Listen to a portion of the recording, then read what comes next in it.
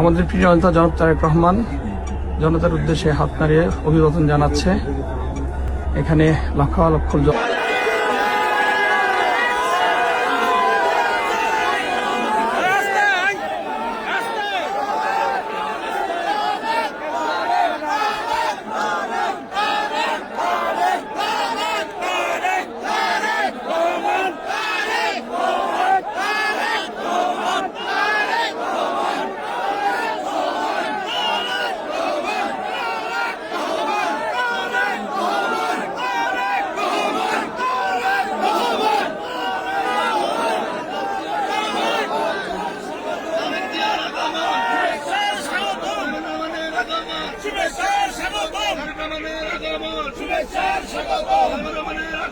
শুভেচ্ছা স্বাগতম।